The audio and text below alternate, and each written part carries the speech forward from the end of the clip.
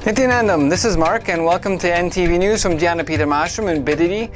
It's Saturday, February 25th, 2012. The headlines. Over 1,000 places connected live through NTV to view Swamiji's morning discourse. News from Bidadi Ashram. Programming news.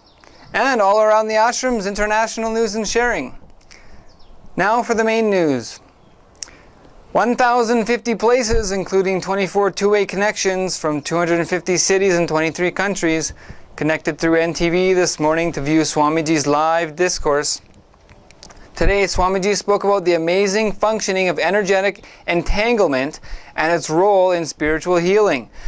He cited various current scientific research and explained how when energy sources come into contact with each other, there's an interference that can be highly positive, transformative, and harmonious. This is called as entanglement. Later, when the sources are separated, they exhibit the same qualities and responses to events that happen in either of their environments, even though they may be separated by great distances. This is an amazing phenomenon that has been demonstrated in human DNA as well. Understand? Who needs clinical attention? Means you go to temples only when you have a problem or to feel little stress-free. No. When you finish your business accounts, go to temple and offer your gratitude. When you finish some of your life-related decisions, go to temple and offer the gratitude. Any major events in your life connected to the temple, even entertainment, entrainment, enlightenment, everything should happen with entanglement. I am creating a new word, entanglement.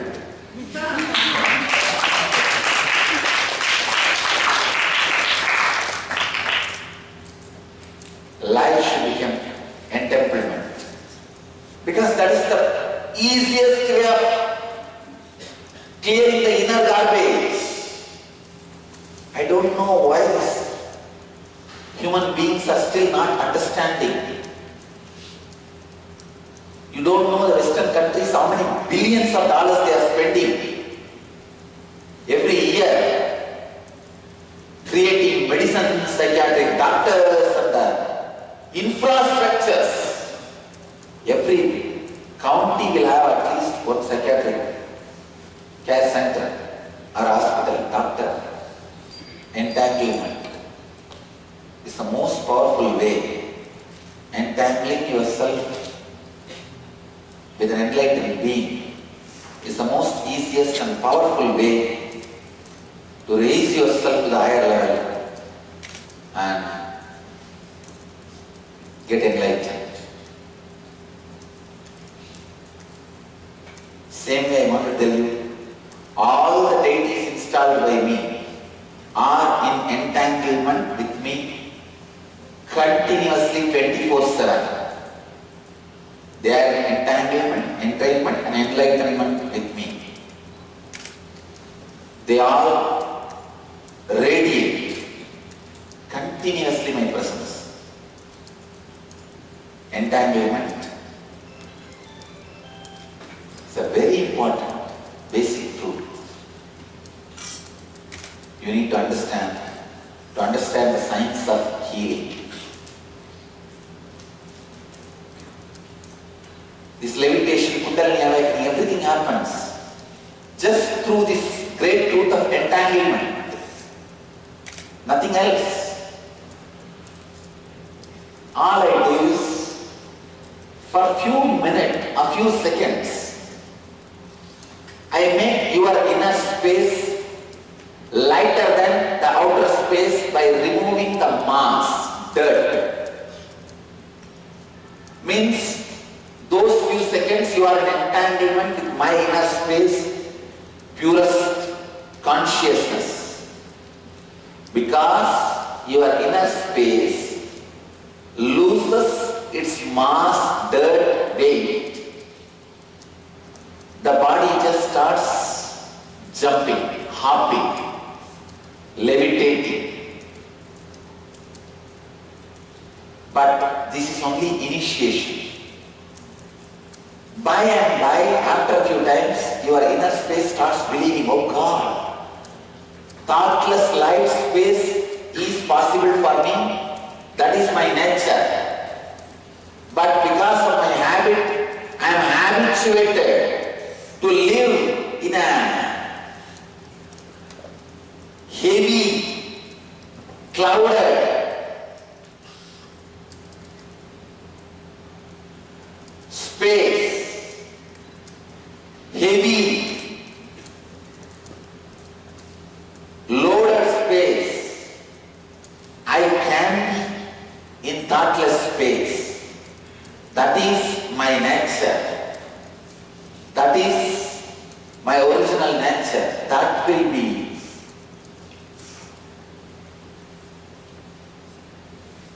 That will become experience in you. If you are constantly initiated and exposed to the pure inner space, then once you are exposed to that, by and by your biomemory, muscle memory, inner space, everything starts enjoying that space and starts living in that space. It becomes living enlightenment. This is the way. The entanglement becomes entrainment. Entrainment becomes enlightenment. Entanglement is initiation. As an interesting note, we often think of electrons as orbiting around a nucleus. However, they do not actually exist in an orbit as the way the moon does around Earth. Rather, they exist as a sort of a cloud with no fixed point and are continuously changing places and are essentially impossible to track with current methods. This knowledge helps us to visualize the freedom that energy particles exhibit in terms of time and space, and provides another clue about the possibilities for changes to be reflected in places seemingly separated by impossible distances. It's sort of like if you think about a mobile phone with wireless download capabilities. Anywhere the phone goes with wireless internet service, it can download new media and play the updated playlist anywhere else it goes. Likewise, electrons download the energetic properties of their environment and carry those changes to their next location, getting there through a process of what we can call the teleportation or transference of energy. So these electrons keep zooming around from space to space with no traceable path, but carrying changes in energy all the while to the different spaces. The amazing part is that electrons can be separated by long distances, and the intelligence expressing through them will reflect changes in the environment of either electron. This really breaks most human conceptions of the barriers of time and space. Pranapratishtha, the process of imbuing a deity with energy, Swamiji today called as entanglement of the deity with higher consciousness.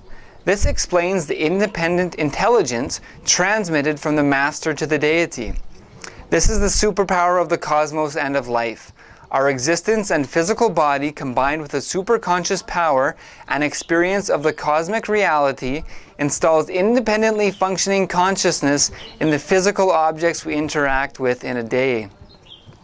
If we think about how spending time with someone or a pet or a plant can heal them, and know that others can then benefit from them in turn, we see a simple example of how entanglement operates on an everyday level. This morning, Swamiji also said that temples burn our inner garbage and transform us.